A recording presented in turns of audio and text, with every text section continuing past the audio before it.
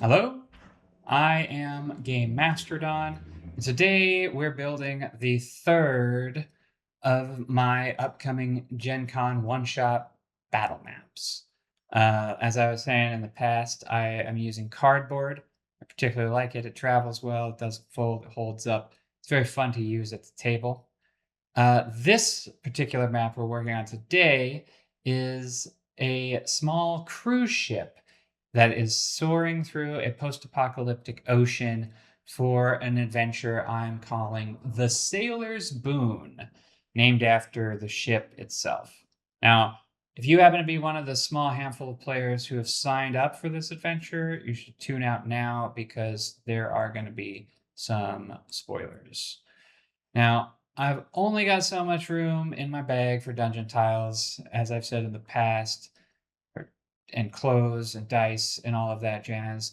So to best utilize the space in my carry-on bag, I'm going to put this map on the backside of the lab bats dungeon that I made in the previous episode. And that'll just save so much space, and I'm very happy about that aspect of it. Now, Beast in the Tall Grass is this overland hunt featuring wide open spaces.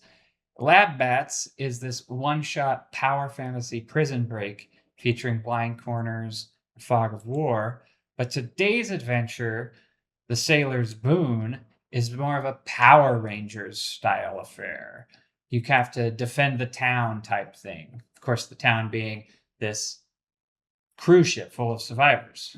So, because of that, how everyone is already on the ship, we won't need to do the same kind of fog of war as we did for the Lab Bats adventure, since everyone on the boat lives on the boat and thus already knows what's around every corner.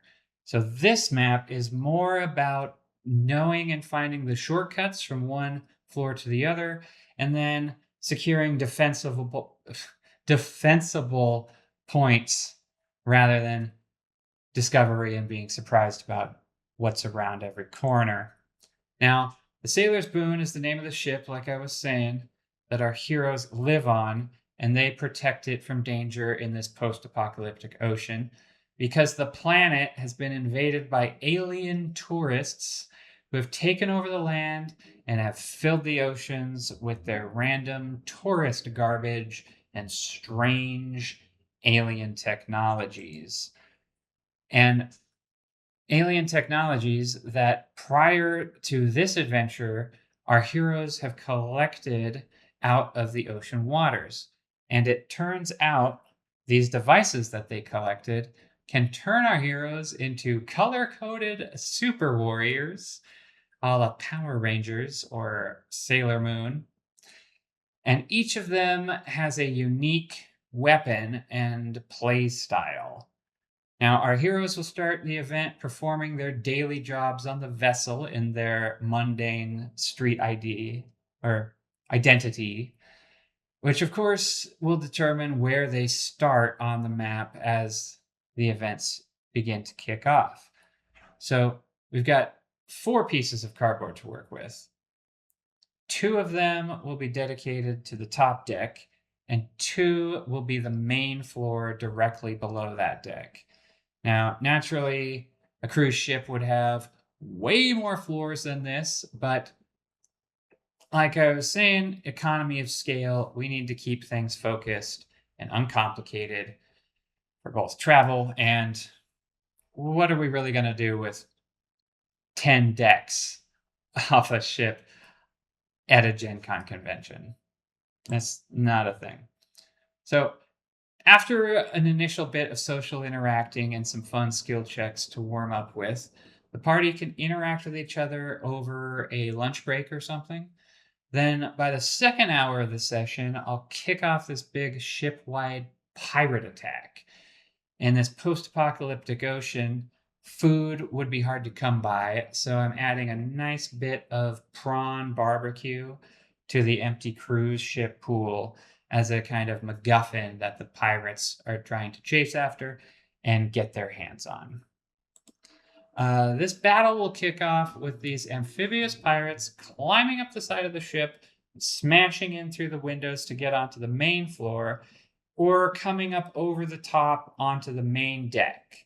Then, after they've had a bit of a tussle with these guys and saved a few of the crewmates from, I'm gonna say, rather effective pirates, right in the back final third, that's when we'll reveal that these pirates have a ace in the hole, a giant colossal kaiju beast that will climb up the side of the boat and go for the prawns.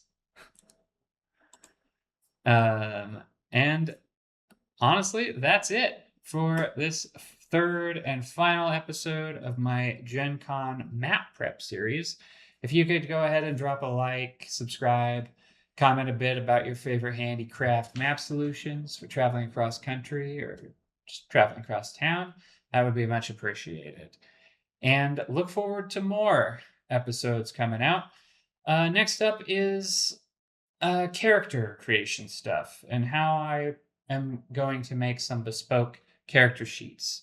You get those pre-gen characters, and especially with mutants and masterminds, a pre-gen low detail character sheet can be quite daunting to look at if you don't know what you're doing. So tune in. I'll show you some very fun character sheets next time. Anyway, it's all too much. I gotta get out of here.